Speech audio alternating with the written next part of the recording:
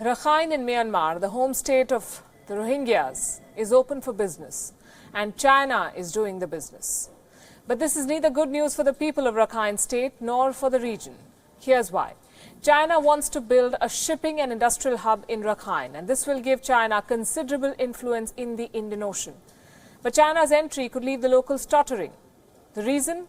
Fishing restrictions. The waterways have already been freed up for Chinese ships. This has left the locals devastated. They fear that the Chinese might arrest them for fishing illegally. The people of Rakhine now cannot fish in their own waters thanks to China. Even though I might be beaten or arrested, I have no choice, as otherwise my family will starve. China signed a deal to build a special economic zone in Rakhine last year. The area is the source of oil for southern China. Every year, millions of barrels of oil from rigs in Rakhine go to China. Now, Beijing wants control over this entire area. China already holds the largest share of Myanmar's foreign debt, a whopping 40%. Now it has cast its eye on Rakhine. Beijing says that it will give 4 lakh jobs to locals and very good resettlement deals, their words.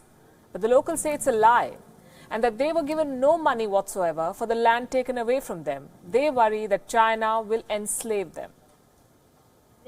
They hardly gave us any money at all. Without land, we're simply other people's slaves. If we are told to leave, where will we live? We won't have land anymore. Nobel laureate and civilian leader Aung San Suu Kyi says that Myanmar welcomes all friends who are happy to cooperate. It seems Myanmar bothers more about friends, who by the way come with monetary benefits, while targeting the livelihood of its own people and the people of Rakhine. What a fall from grace for the idea of the Nobel Peace Prize.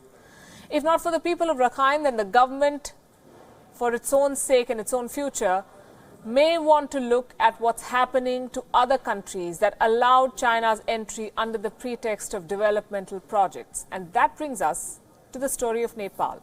A few days ago, demonstrators in Nepal took to the streets and burnt effigies of Xi Jinping, which was quite a contrast after what we saw last month. Nepal courting the Chinese president during his recent visit. At the heart of these recent protests, though, was a survey report. Official data reveals the reach of China in Nepal. Look at this. China has already encroached upon 36 hectares of land in Nepal. It's a small country, so this is a lot of land. This is spread across 4 districts. China has also gradually encroached upon another 9 hectares of land on the pretext of road expansion projects. This is hardly surprising. Nepal asked for it by seeking to increase connectivity with China. Kathmandu sought to use China as a hedge against India.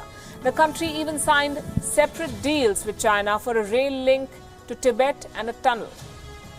Plus, there were agreements on trade, water supply and medicines between Nepal and China. They're doing a lot of business together. But diplomacy with China, remember, comes at a cost. And oftentimes, countries lose influence. Why go far? Look at the Hambantota port in Sri Lanka. Now the Chinese own it, at least for a century. It's ironical that Nepal did not understand the expansionism that China exhibits openly in this region now. Perhaps the communist regime thought that communist China would not hurt Nepal's interests. By the way, protests over maps is fast becoming a norm in Nepal. Last week, Nepal raised objections to India after a map showed a piece of Nepal's land as part of the Uttarakhand state. The foreign secretaries of India and Nepal are looking to settle this dispute. With this silent encroachment of China, Nepal must realize that China does not loosen its purse strings without a reason. Nepal jumped into the Belt and Road bandwagon to reduce its reliance on India. They reiterated the commitment to One China policy during Xi Jinping's visit last month. But connectivity projects of China are often a pretext to build influence. And China may have larger political ambitions in Nepal, which is home to around 20,000 Tibetan exiles. Years ago, the founder of Nepal, Prithvi Narayan Shah, described the country as a yam between 2 rocks, India and China. Right now, Nepal's situation with China can best be summarized by another phrase: caught between a rock and a hard place. There are common threads between these 2 stories, Nepal and Myanmar. Should these countries prioritize economic gains over territorial sovereignty? Should Nepal expose the Tibetans who live in their country to the brutality of the Chinese state?